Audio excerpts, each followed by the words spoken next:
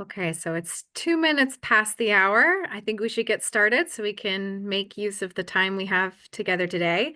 Thank you all for being here for the inaugural Insights on Agricultural Land Access and Stewardship series, hosted by the Agricultural Land Equity Initiative team at the California Strategic Growth Council. We're very pleased today to have Mr. Zach Ducheneaux with us for our very first talk. We will be in this series discussing issues related to the ongoing work of the California Agricultural Land Equity Task Force. Kenna, if you could advance to the next slide. The series is meant to explore ideas related to the work of this task force. It's a 13-member public body that's currently working on a report of recommendations about equitable land access in the state of California for the governor and legislature. The speakers in the series will be addressing different aspects of the task force's work. So we encourage everyone who's here today to please follow along with the series as well as with the work of the Agricultural Land Equity Task Force. And there's a couple in links here, and we'll put those links into the chat as well so you all can follow along. So today, though, for our inaugural talk, we're very excited to have Mr. Zach Ducheneaux with us, the owner of DX LLC, an affiliate of the Ducheneaux Family Ranch, and a former administrator of the USDA's Farm Service Agency. So today, Zach will be reflecting on those experiences as well as a wealth of other experiences in this field to share insights on the role of finance in advancing goals in the agricultural sector. So I'm going to stop here. The plan for today is we'll pass it now to Zach to share his comments. And then we will be planning to save time for questions and answers at the end of the session. Probably about 20 minutes is what we're aiming for. So as you do have questions, feel free to drop them into the chat, and the staff team will be monitoring that to make sure that we can ask those questions of Zach. So I'll pass it to you now. Thank you. Good afternoon, everybody. It's good to see you all. Good to be part of this series. And I look forward to a dialogue here. And I've always tried to ascribe to the notion that there's really no such thing as a silly or poorly timed question. So if you have any questions as I'm going through my background and the work that we did at the Farm Service Agency and how that leads up to where we're going in the future, please don't hesitate to raise your hand and drop it in the chat or however we want to frame that up.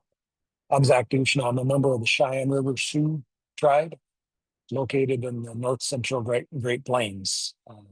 South Dakota happened around us. We didn't choose that state to be in by any stretch of the imagination. I'm the third generation to have had the opportunity to operate a cattle ranch on some of our tribal homelands. Handed it off to the fourth generation when I got the opportunity to serve with the Biden-Harris administration, because we took ethics seriously and we divested ourselves of our holdings so that we wouldn't be seen to be enriching ourselves. I grew up a child of the farm financial crisis of the 80s. So I don't know if any of you on the call are familiar with those times, but we were in a lot of similar circumstances to right now. There was a lot of global uncertainty. Interest rates were trickling up. We had a change in administration that was moving towards austere measures. And we had some terrible federal policy that caused a calamity and a crisis in the farming community that we still haven't fully recovered from, and that we're still all party to and victim of. The best resource I can give you to come to a full understanding of what those federal policies were, how they were so damaging, is a book by my dear friend Sarah Vogel called The Farmer's Lawyer. I highly recommend it. It does a great job of telling in a story form, in Sarah's own voice, the work that she did to litigate against the federal government, to try to get farmers a fair shake, to try to get the federal government to live up to its word, which ironically is exactly where we're at now with many of our partners that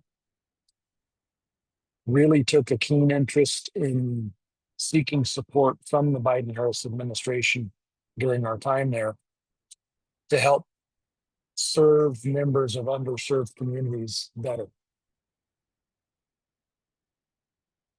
out of that came a inclination, or was supported an inclination to public service for me. My family is I'm also the third generation to have served on the tribal council for my local tribe, the Cheyenne River Sioux. Uh, Hopefully the fourth generation takes an interest in that as they continue their ranching endeavors. Hopefully it's out of a need to do better and do more, and not out of necessity as it was for the previous generations. But coming out of that farm financial crisis, seeing what my parents had to live through, what my neighbors, what farmers, ranchers all across the country had to live through, because of poor policy, really created a inclination in me to move policy in the direction of people and for people instead of against people and restricting and limiting. By virtue of that, I served as a farm advocate for the Intertribal Agriculture Council while I was still on the ranch, because I had found out I was going to have a child and I needed a way to make ends meet. I got into the cattle market with poorly structured finance at a bad time in the cattle cycle, and needed off-farm work, and the IAC was hiring. So I learned very early on the nature of accountability of federal employees dealing with then the Farmers Home Administration, which went on to be the Farm Service Agency, and really took a liking to the work of the Intertribal Ag Council. So I stayed affiliated with them, stayed connected with them, served on their board of directors during a brief stint as a tribal council member in the early 2000s, and then serving on the board of directors and finally landing at the Intertribal Ag Council as a program director for a tribal technical assistance network, a network of farm advocates much like I had been in 1990s. By virtue of that work, in the 2010 to 2018 span of time, I was able to cultivate a significant network of supporters, of fellow advocates, of people that really believed in a better way of doing business in agriculture, and leveraged that into roles on philanthropic boards. We leveraged that into the creation of an actual financing entity of the community development financial institution named Occupton, which is CDFI, serving only agriculture, but only agriculture in Indian country. And there's still work to be done. There was still work to be done. So when I got the opportunity in 2020 via an email to submit my name to the portal to serve in the Biden-Harris administration, I jumped at the opportunity, because I truly believe that you have to put up or shut up. And when an opportunity like this comes your way, you better just be ready to be quiet about it if you had a chance to be part of the change. I submitted a letter of interest that I thought would significantly turn them off from the notion of having me be part of the team. That letter of interest basically said it's an honor to be considered for a post like this, but we all need to know where I'm coming from, because I think ag finance in this country is broken and has been broken. That's why we have an ever aging farming and ranching population, 57, 58-year-old producers, and going up. That's why farmer and rancher suicides are among the highest of any industry. And that's why we have consolidation and shrinking rural communities. If I can be part of a team that gets to work on those type of solutions, I will be there on inauguration day. If not, take a look at what the Intertribal Ag Council is doing in food system development and creation. And take a look at what we're doing at Occupton CDFI, because we think we're onto some solutions that can be meaningful and impactful for a lot of other populations. I'll be goddamned if they didn't hire me after that, after a few interviews. So I gladly took the opportunity, stepped away from my role as now the executive director of the Intertribal Ag Council, stepped away from the role as the vice president of the board of the Northwest Area Foundation, a philanthropic endowment that operates in the northwestern tier of states. and stepped away from the role as the founding chairman of the board of Occupan CDFI. Stepped out of my ranching role, divested all of my ranching interest in the next generation who are going great guns and doing a much better job ranching than I ever did. So I took this role understanding full well that there is an inertia in the federal government. And that inertia is a strength in an institution. I don't see it as a shortcoming. And I approached the job at the Farm Service Agency really leveraging what I had learned in our horsemanship program back home. You start first with awareness of what you are after, what your vision is, and what your role is in fomenting that vision.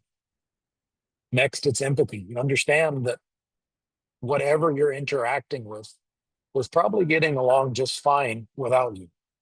And if you expect that entity, whether it's a federal government or a horse or a staff at a nonprofit or a new CDFI to go along with your vision, it's incumbent on you to change your presentation to fit in a way that they can adopt that vision. So stepping into the role as a political appointee with no federal government experience, leading folks who had been at that role for longer than my professional life was a daunting task. And then doing so in a remote setting where you can't have any physical presence to try to share the sentiment, share the passion, share the vision was especially challenging. So I knew we were in it for the long haul. And the approach we took was recruiting, sharing stories, sharing producer realities with the folks that were working at the agency so they could feel liberated in their approach to helping producers. Because the reality is, despite all of the rhetoric that we hear in this country, especially in the last 2 months, that just makes my heart sick for the people we left behind, folks do not choose a role or a career in civil or public service if they don't genuinely want to help. There may be a small fraction of a percentage of a minority that are there just because they don't believe in it, but folks generally take that role on for the greater good. And I respect and admire folks that make that choice. I had that same respect and admiration going in. It was only strengthened and tempered during my time at the Farm Service Agency. I worked with some of the most dogged defenders of democracy and freedom and dedicated public servants, most dedicated, hardworking people I've ever worked with. There was a gentleman who was the highest career employee at the Farm Service Agency that I had a chance to work with during my entire tenure there. And he was at the office every day at 6 a.m. And rarely did he leave before 6 p.m. And my dad always taught me, if you want to be the boss, you got to be there first and you got to be the last out. I don't know that I got that done more than a handful of times with Steve Peterson, but we were able to take advantage of our time together, learn from each other, learn what we had in common, and learn that despite any differences we had a hell of a lot more in common than we did that we disagreed on. We found ways to unite around that and to lead the rest of our 10,000 member career team in a direction that was really focused on serving producers better, finding ways to use the discretion and the flexibility that we had as federal employees to extend to people and help get them in the door instead of using discretion as a tool to rationalize the decision to say, no, we're not going to serve you. It's important to take a little aside here just to talk about that structure. And I may be re-reviewing some of this for a lot of you on the call, but it's worth calling out. In the federal government system, there is statutory authority and appropriation authority. Those both come from Congress to the executive branch. Where there is discretion within that statutory administrative authority, regulations can be promulgated by the secretary of whatever department. Where there is discretion conferred by the secretary That's where the agency administrators and their team have the ability to lay out policy on how that discretion is ultimately going to be administered. Beyond that, there's discretion conferred down to the state or local level.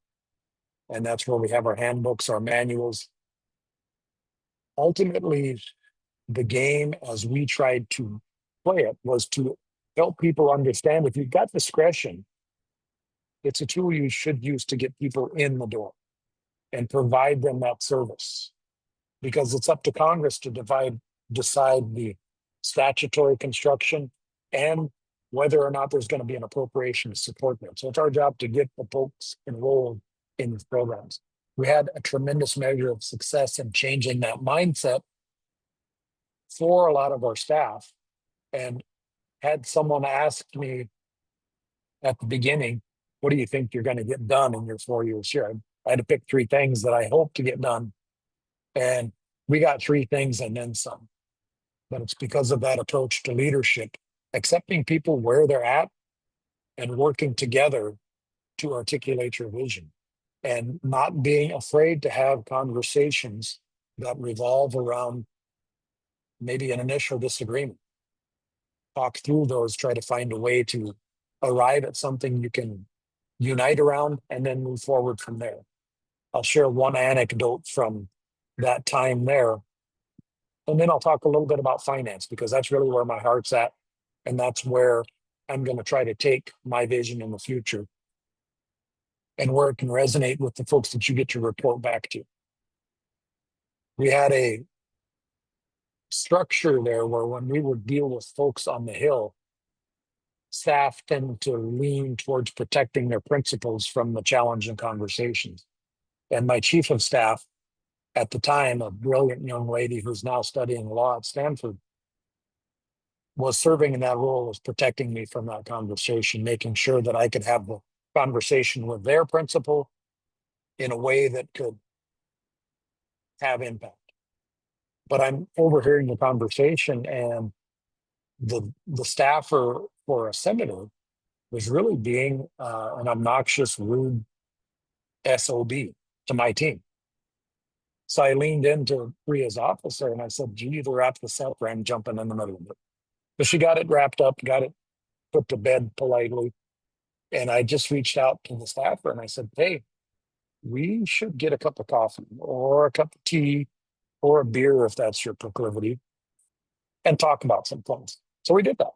And rather than jump in there and have a fight in front of our staff and their staff, where people are going to have to try to dig in on a position to save face, we went out and we had a beer at his favorite pub over there on the Hill.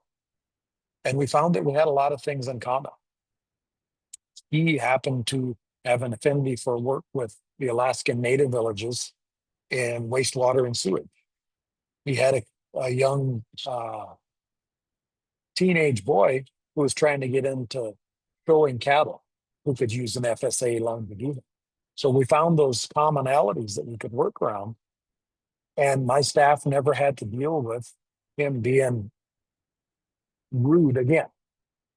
But because I was willing to lean back on awareness, empathy, and changing my presentation to get a better outcome, we were able to have success in that regard. And I think that was a large reason for the success that we had in the administration at the Farm Service Agency.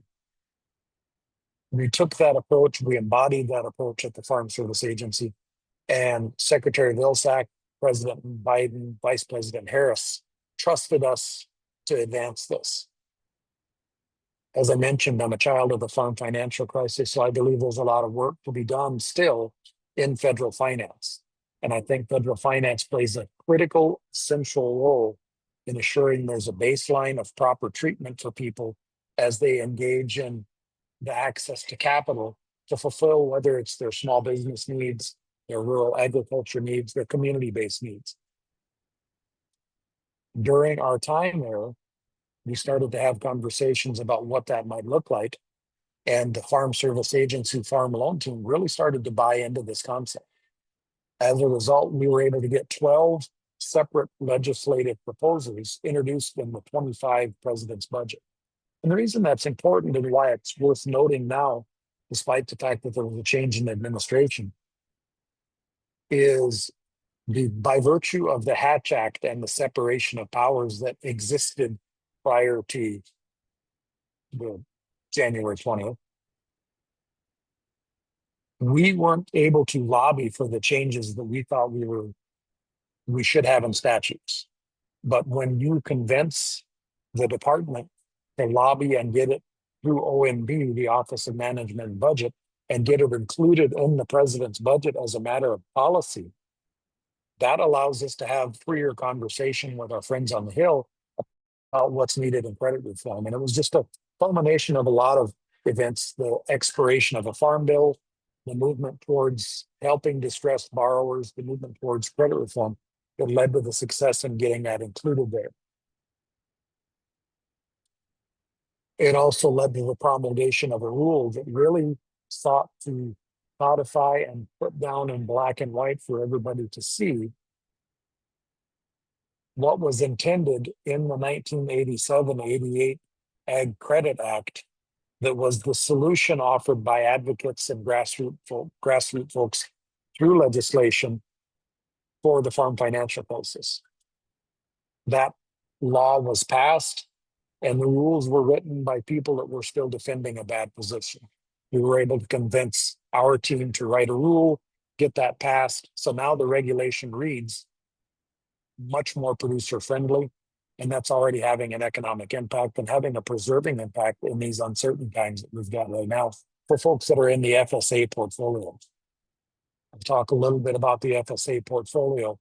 The Farm Service Agency offers direct loans for producers to engage in production agriculture, up to $400,000 for machinery, equipment, annual operating expenses, and up to $600,000 for real estate acquisition and real estate development. So a total of $1 million. There's also a FSA guaranteed portfolio where we work with a bank to try to assuage their concerns about the riskiness of this venture.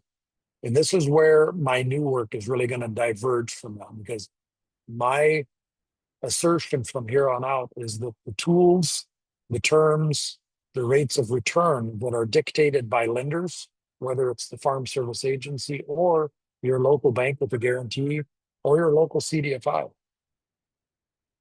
can either mitigate risk or exacerbate risk. And the fact of the matter is, in all consumer finance, whether it's ag producers or just commercial credit for whatever you might do, the terms that are offered by lenders are upside down when it comes to what people actually need. Folks who have had challenges, economic challenges in the past, don't need a higher interest rate to recover. They need a preferred interest rate. Folks that have more economic maturity should be able to afford to pay a higher cost of capital for the capital that they need for their business. The work that I'm going to do from here on out is going to really revolve around that premise and try to chip away at some of the myths that exist in finance, specifically in ag finance. If you've had any business courses, you've heard of the 4 C's of credit: capital, collateral, capacity, and last, character. I think there's one missing, and it's something that every producer that ever wanted to do agriculture brings to the table when they ask someone to make an assessment of them and consider giving them capital to operate their farming, ranching, vegetable, aquaculture operation. That's courage. Producers are putting their livelihood on the line, putting the livelihood of their family on the line, oftentimes pledging assets that are totally unrelated for the opportunity to do this. They're bringing courage to the table. Lenders don't. So I've created an entity called 5th C that is going to bring courage to that transaction. And where that ties into the work that you're all doing is you advocate for solutions within the 6th largest economy on the planet. Is there are perfect opportunities that exist to invest in agriculture that provide terms that work for ag producers. So I'll just give a quick example of that, and then I'd love to open the floor up for questions and hear your thoughts on this. So let's imagine for a minute that Camille and Caleb both come to Fifth C and they want to finance an ag operation. Let's say it's the same operation, they have the same capital needs. Camille wants $100,000, and I say, Camille, I'm going to give you $100,000. I'm going to give you 5 years to pay it back, but no interest rate. So that's really easy math. That's going to be about $20,000 a year that she has to pay back from the production she creates from $100,000 of capital. Now Caleb comes in and say, hey, I hear you got this new way of looking at this. You tell me that you want to invest in ag producers. Well, I'm going to do exactly what Camille's doing, but I've got a plan. So if I can keep some of that production income in my control, I'm going to be able to expand my operation and get into value-added agriculture and be a real member of a cooperative. So I want to hear more about that. And I understand what you're talking about when you tell me that the interest you pay on capital isn't what undermines an operation. It's the clawback of that capital. Because if I look at Camille's operation, she's got to pay $20,000 back. It looks to me like I can pay you 10% return on your investment in my business and keep $10,000 in my operation on $100,000 of capital. So my cost of capital is half of what Camille's is. Sure, Camille is going to be out of this relationship sooner and isn't going to pay any interest in the long run, but you're extracting $10,000 more capital, 10% more capital as a percentage of the capital you deployed from her operation. I would like to take that $10,000 and invest it back in my operation. Fundamental difference in approach to that. And it's my belief that Caleb's going to do better because Caleb isn't going to start out up against him. Now let's go back to reality and say, Camille's never going to get that 5-year angel investor that says, just pay me back over 5 years. She's going to pay 8, 9, 10% for that today. So not only is she paying the cost of capital that Caleb is, she's having to claw out from her operation $20,000 in production.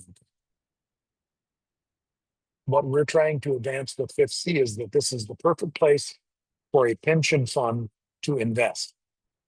Because a pension fund, the proposition is, hey, get us a 6 to 8% return over the next 30 years, and then we will take an annuity out later on while we leave that capital to grow through this economy or through this investment.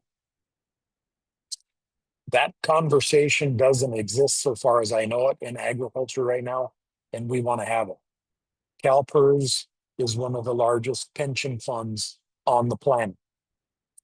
And I bet you dollars to donuts right now, the governing body of CalPERS is paying an investment manager to try to get 6 to 8%.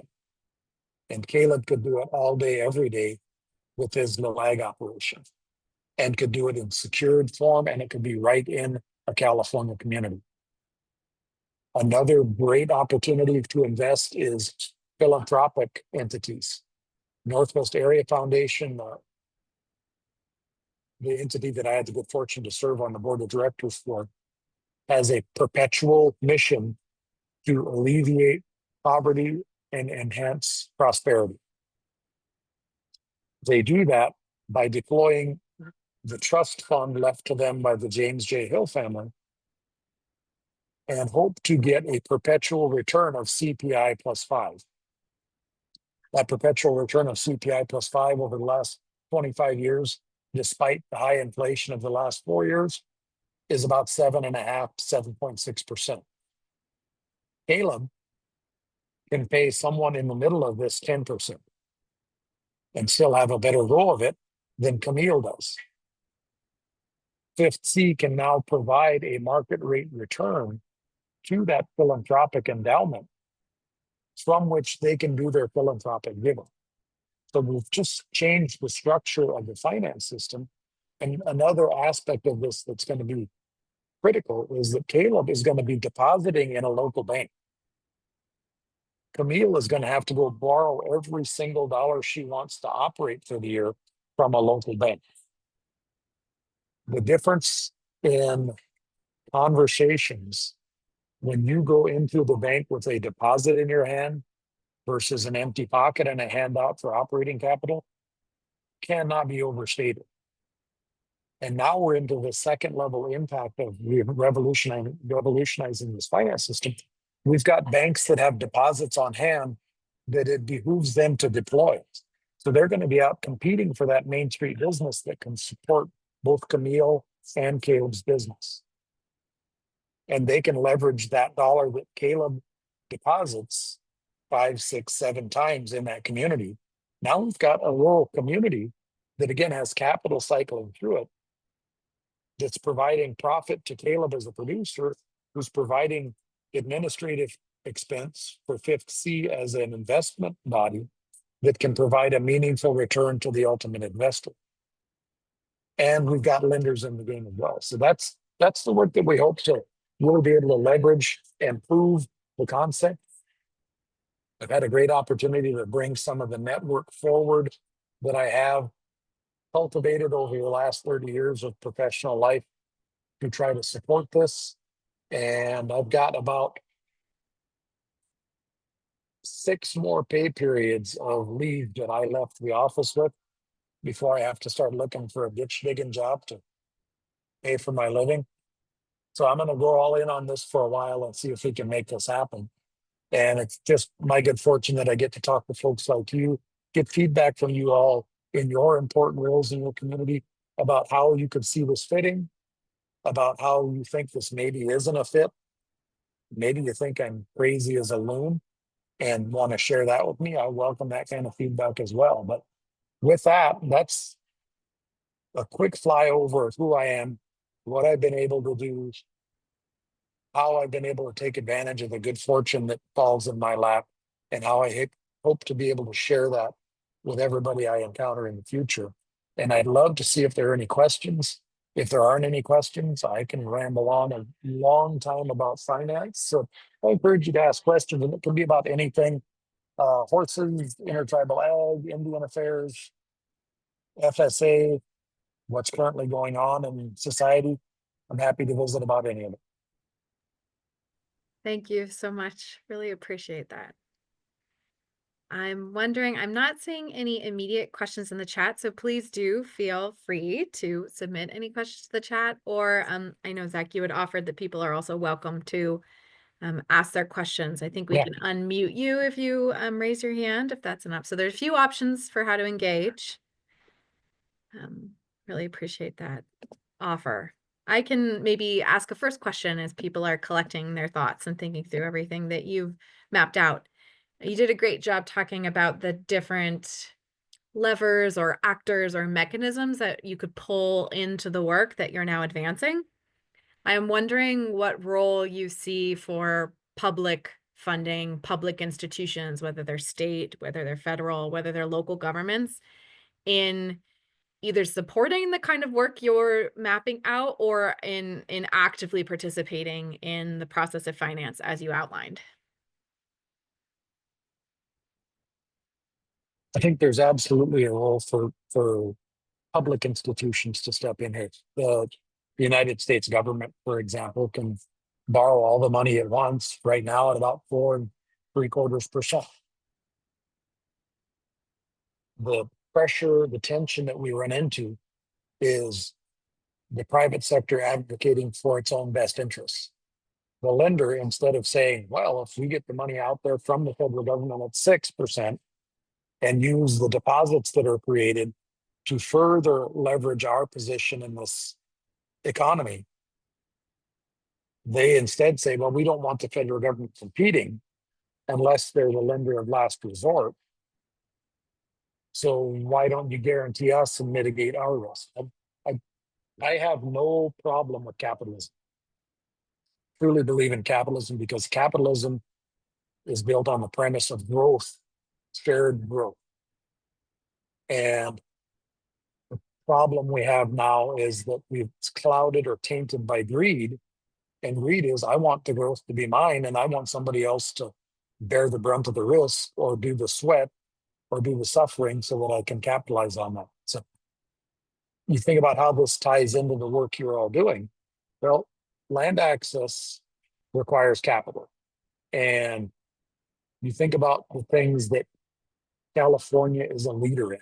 You know, they're a leader in climate smart, carbon sequestration, value added, community food, all of those things that just resonate within all of us. These are good things. These are things we should be doing. Why aren't they happening? Well, the capital structure has commoditized the dollar so much that the dollar that should go out the door as a perennial seed so that it can be left out there to grow in the fifth C model like Caleb will have is treated like a hybrid seed. That's the same preparation goes into it, the same production's happening, but instead of having it be a perennial and grow sustainably and taking a sustainable harvest, we harvest the whole damn thing, plow the ground up, and try to plant it again and wonder why we lose capacity in the soil, why we lose health in the soil. When we look at it in that particular analogy or use that metaphor, I think we can see clearly how capital structures that we have right now aren't conducive to promoting soil health unless there's philanthropy involved or a federal government program. But Caleb's going to be able to do that with $10,000 that he controls and be part of all of those solutions. And he's going to be able to innovate on his time frame instead of relying on the public institutions to carry the burden and carry the risk for all of the private entities that want to benefit from this. So that's how I think it really ties into the work that you're all doing. And I think that's the road I can take.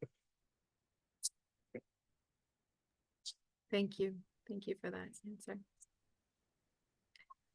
I'm wondering too, thinking through, I know that a pension has been an idea that some of the task force members have raised, and just in general, as you've described it, the challenge of maintaining livelihood with all of the risks and challenges that agriculture involves. Alongside then what happens when a farmer is ready to retire, ready to pass that land on. So there's so many different moments, I think, in that operation or in that farmer's um, livelihood that brings up different kinds of risk and different kinds of ways that they could be supported to kind of move through those different phases of the operation. So I'm wondering if you were to kind of maybe think a bit about that land transition moment. How do you see this model, or what would be your thoughts about how, if we are coming up on a big sort of demographic transition in agriculture and those who are farming in the state of California, as has been studied and talked about, how do you see this pension model, or how do you see the model you're describing as opening up new ways that farmers who maybe haven't had access to capital, who haven't had access to land, can kind of get that foot in the door? How do you see this? What role do you see for this model in an equitable transition of private enterprises, as you had just been describing? Yeah, so I'm going to share my screen real quick, Oh, just that'd be great. Thank you. to riff on your operation versus Caleb's. Let's just take that $10,000. And let's say Caleb starts now, he looks to be less than 30, I'm gonna guess, but it's hard to tell on the screen here. And my eyes are aging. But let's say we take that $10,000 difference and Caleb does nothing more than put that into a retirement fund. And he does that every year because we've freed up $10,000 in production income for him that he can use. If he just invests that at 6% a year for 35 years, he's got $1.1 million in a retirement fund. And his original investment, remember, was $100,000 in this operation. By displacing the capital flow so that it can inure to his benefit, he can take that just the difference and invest it. Remember, Camille, in your case, you were going to have to do $20,000 plus the cost of capital to someone that's going to want interest. So there's additional money from production income that Caleb can use to his benefit for his operation, but he can take the 10,000 and just put it in a retirement fund. And imagine if he's party to what Fifth C has created as a pension fund that serves producers, and he's putting it in there at 8% or 10% and financing another producer. We've really created a different, more virtuous cycle of capital flow that can really be meaningful and help with that generational transition. Because if Caleb's $100,000 operation today in 35 years has a $1.1 million account that he can draw from for retirement, he can hand that over to the next generation. He can afford to finance a first generation producer comfortably on his own without feeling the pressure of needing to retire based on the assets that he's grown. This is separate and apart from the asset growth that's going to happen. The pressures that are on our producers today are development, retirement, and caring for themselves as we have more and more disturbing national discourse about chipping away at Social Security, and the disinterest of the next generation. Caleb's not going to have that because he's going to be able to share with his next generation or with the first generation farmer that he sells to. Hey, I had a good run of it here. I was able to produce, I was able to grow, I was able to expand, be part of this community, be part of this economy. And I want to share that with the next generation because I see the societal benefits of thoughtful agricultural production and how that can be part of a greater solution. And I've got $1.1 million as a nest egg to support me through that. So I don't need to sell to the Amazon warehouse that wants to get on the edge of this city that I'm in. I can keep this land in agriculture.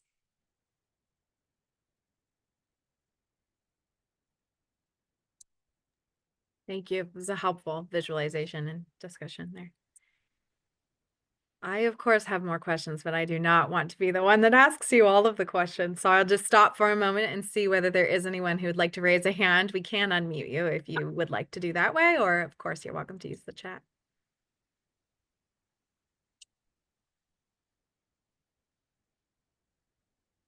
I see Erin there. Go ahead. Hi there, thanks so much. And I apologize if this question is a little bit out of the scope of the original talk, but I think you said it was okay to open up to the current climate of things. I'm aware of a number of growers and others that have applied for and were awarded climate smart grants, and these obviously are now on hold.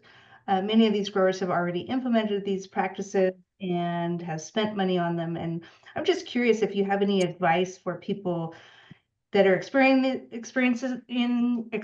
this really uncertain time, and maybe even some hopeful comments that if you think that this funding will indeed come through in the end. Thanks, Erin. It's a great question and really relevant. At this conference I'm at right now, the National Farmers Union conference, a lot of folks here are in that exact same predicament. And they took the federal government at its word. And I think sharing their stories is critical. And they are free to, you've got to get the facts out there so that people who maybe just haven't been on the chopping block yet can say, hey, it sounds a lot like what I did. What the hell is going to happen when I make my expenditures? Are they going to stand by their word? So many people are so fearful, rightfully so, that they don't want their name to be attributed to it. But one of the things that I'm working on, along with some of the folks that we allied with in the last few years to deliver these programs, is a clearinghouse where people can tell that story, have any personally identifiable information washed from it, so we can get the facts out there so that other folks can see this producer in Canby, Ojai County, Minnesota, did $150,000 drain tile project, spent all of the money on a contract that they had with the federal government that the federal government is now not standing behind. Because other producers in the countryside are going to see that and they're going to say, wait, what about me? They're going to call the congressman. They're going to be properly equipped to have the conversation that needs to be had. The executive branch has to stand by the word of the previous administration because all of those things were done in a lawful manner.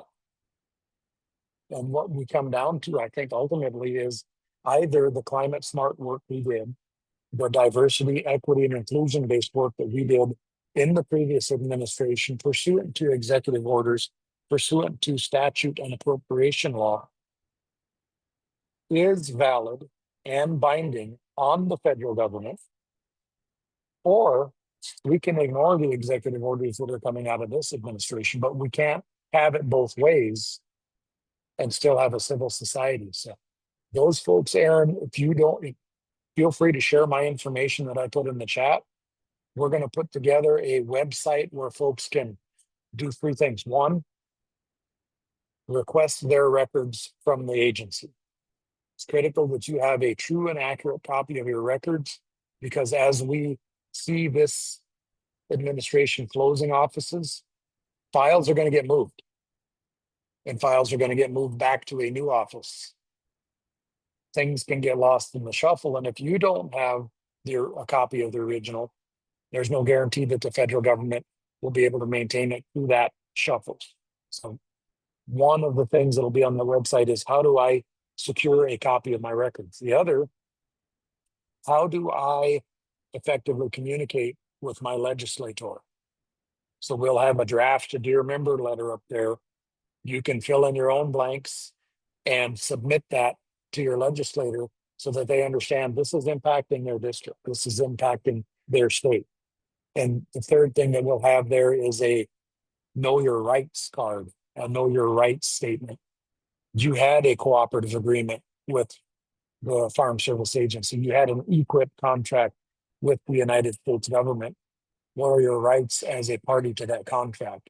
So trying to put together a clearinghouse, and then of course we will be collaborating with others that are doing the same thing so that there's ubiquity in these, and it's the same message getting out there to those producers. But please share my information with anybody that would like to have a conversation about that, that is looking for information, because one of the things that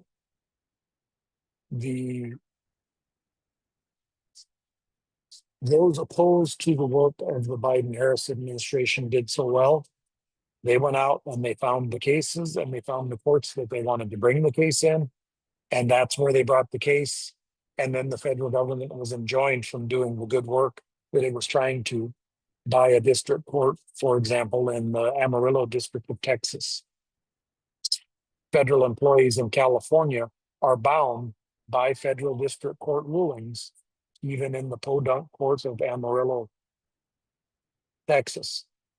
We need to find some of those cases. We need to make sure that we've got the best facts to bring the best case so that we can get those rulings and gum this up so that the work that we're all doing on a grassroots level to mobilize a vote and unite around issues instead of divide ourselves around issues can carry the day in the midterms and then get this pendulum swinging the other way in 4 years. Thanks for the question, Aaron. Thank you. Thanks, Aaron and Zach. Other questions?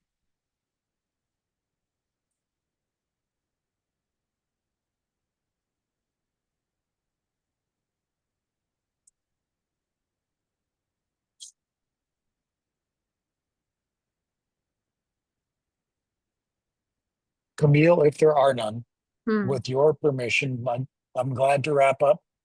What I will do for all of you is, as we get the concept papers around 5th C and what we hope to do in finance and how it can relate to the work you're all advocating for and about, I'll share that with you so you can share it with your task force here for their feedback and their consideration, because I understand that this is a lot of dense, complex financial information, and we're going to try to boil it down so that it can be an elevator conversation. And we'll equip you with that so that you can consider it in your role as you make recommendations to your legislator, to the governor's office, to Commissioner Ross. Absolutely welcome feedback on it. Absolutely welcome your input on it. This is my vision of what a solution might look like. If you come up with something that I think is additive to it, I'll gladly incorporate it if it makes it better. And I'll gladly support you if you've got an idea for a solution and that doesn't align with us. Because if we had all of the answers right now, we wouldn't be having these tough conversations. We would all just be out doing our agriculture work happily, knowing we can make a living from it. So we've got to keep putting these solutions forward, keep supporting each other in those efforts, and focus on those solutions that revolve around inclusion and not exclusion. With that, I think we've hit our time that we were appointed. Yes. Thank you for listening, and offer one more chance for questions, and then we can go on with our days. Great. Really appreciate that. And Kenna, if you'll put up maybe that last slide, that would be helpful as well. Thank you so much, Zach, for that offer. I know that the task force would find that very valuable. And I will note that, as I had mentioned, task force members have been thinking about some of these ideas in their work. So I think you've given a lot for them to continue considering, and just appreciate the offer to stay in touch. It's exciting to have many different efforts in many different parts of the US working towards sort of shared goals. So really appreciate that. Thank you to you all for being here. We do have another speaker who will be joining us the same time next Tuesday. So encourage any of you who are able to attend to come to that. And thank you one last time to Zach for joining us, and to all of our attendees. We look forward to seeing you again. Thank you.